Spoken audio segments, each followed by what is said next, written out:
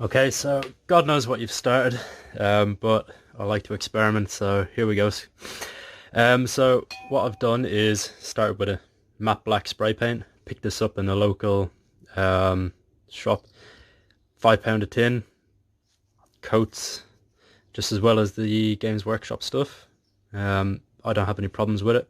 What I'm going to do now is go in with a white, and I'm going to do what's called a zenithal highlight.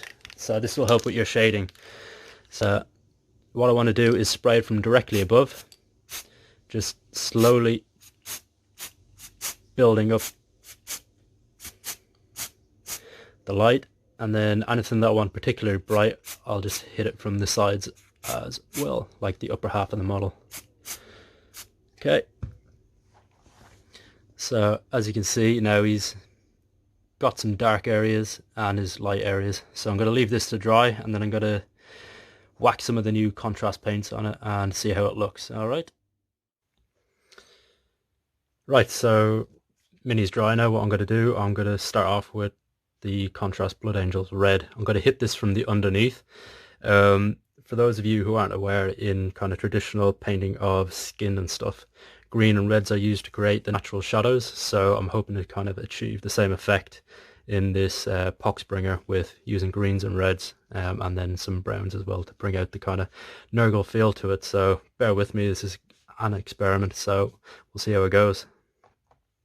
So what I'm going to do is I'm using the airbrush for this. You can obviously use it with a brush. I just use airbrush because it's quicker. I'm going to hit the underside of this and any areas that are going to be particularly ripped apart or whatever. I'm going to hit that with the red as well. So coming up from underneath. I went for the Blood Angels red because it is considerably brighter than the Flesh Terror. And obviously this is predominantly covering black. So I wanted quite a strong pigment to shine through.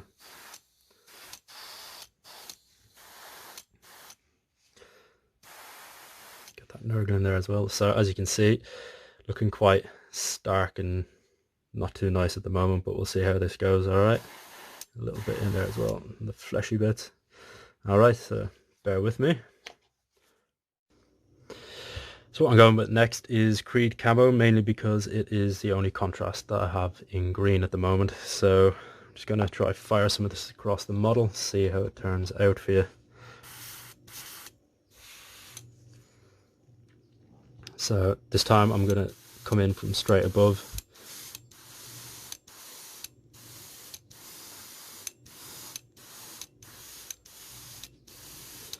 And as you can see where the green's mixing with the red, it's going quite brown.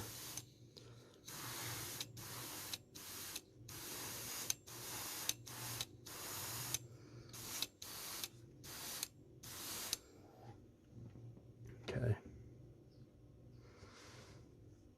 So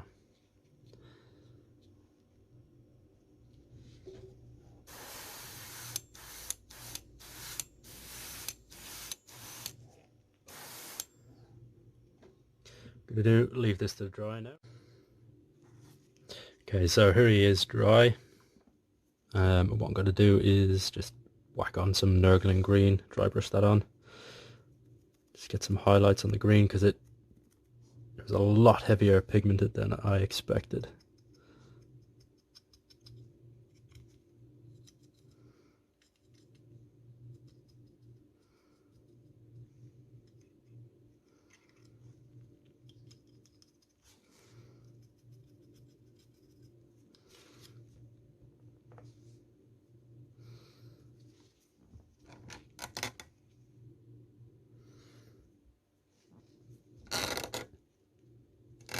Sorry, I'm just trying to get my light better for you.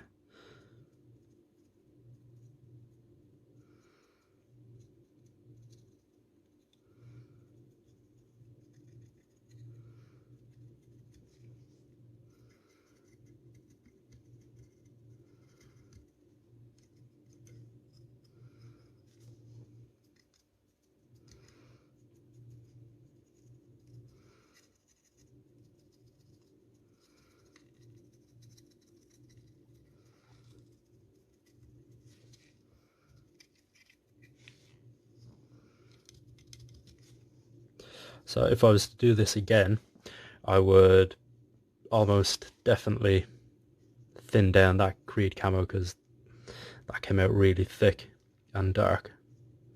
So what I'll do is I'll take a quick picture in the light box and you can see where we're at. Alright, so next up I've got a Inktense Green. It's a ink by scale 75, and then I've just whacked in some thinner, well, it's actually flow improver that I've made myself. So it's 2 parts flow improver to 1 part ink. What I'm going to do is just emphasize the green by slapping this on. It's quite a blue green, as you can see, but trying to do is just add a bit more interest to the green. And I'm just roughly slapping this on for now.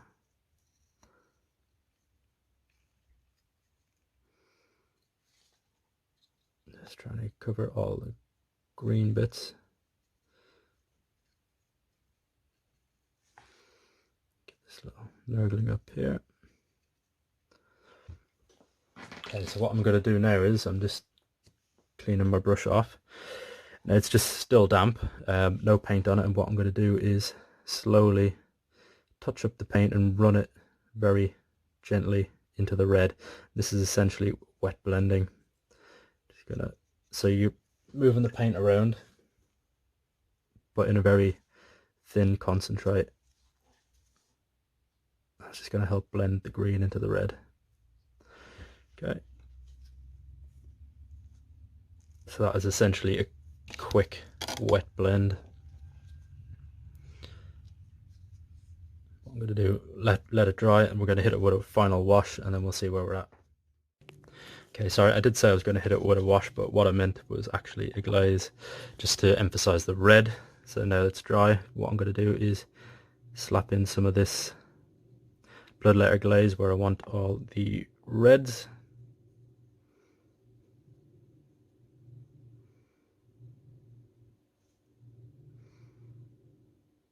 Now, I don't know if GW still make these glazes, but what you can do is get Vallejo glaze medium from pretty much any hobby store.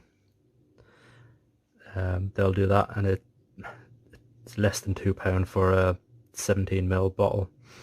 That will last you a very long time, and you can make your own glazes using any of your acrylic paints. Relatively easy. Might take a bit of time getting used to the getting the right consistency and the right amount of glaze to the paint, because as we all know, most paints vary in their consistencies. Just hitting up all the reds there. Right, so it's still looking a bit dark for my taste, but for tabletop standard, in probably about 6 minutes it's not looking too bad. So I'll let it dry, get it in the photo box, and let me know what you think.